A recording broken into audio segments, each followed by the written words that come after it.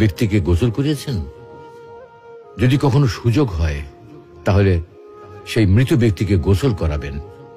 তখন খুব কাছ থেকে দেখবেন মৃত মানুষের দেহটা কতটা অসহায় লাগে, মৃত্যুর পরে মানুষের দেহ কতটা ভয়ের কারণ হয়ে দাঁড়ায়।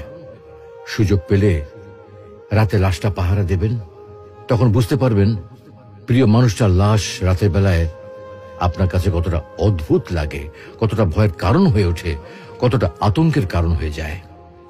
সুযোগ পেলে মৃত ব্যক্তির শরীরে একটু হাত লাগিয়ে কিছুক্ষণ তার স্পর্শ নেবেন।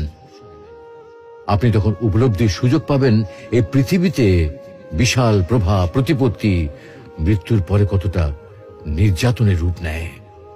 সুযোগ পেলে আপনজনদের লাশ কবরে নামাবেন খুব আগ্রহ নিয়ে। শেষবারের মতো মৃতদেহের মুখটি একবার দেখার চেষ্টা করবেন এবং বারবার উপলব্ধি করার চেষ্টা করবেন এই মৃতদের সাথে অনন্তকালের যাত্রার পথে এটাই আপনার জীবনের শেষ দেখা।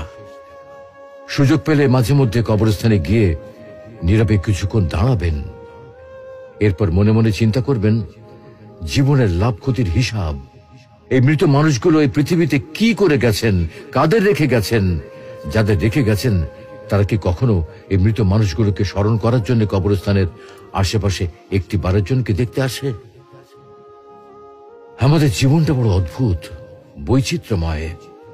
আমরা এর জন্য ওর জন্য, ধন সম্পদের জন্য, ঐশ্বর্যের জন্য, বাড়ি গাড়ি টাকা পয়সার জন্য কত না মায়া দেখাই, আগ্রহ দেখাই, আরো চাই আমাদের। অথচ এই জীবনে আমরা মৃত্যুর কথা না ভেবে, পরকালের জবাবদিহির কথা না ভেবে কিভাবে আরো সম্পদ অর্জন করতে পারি সেই চিন্তায় বিভোর থাকি।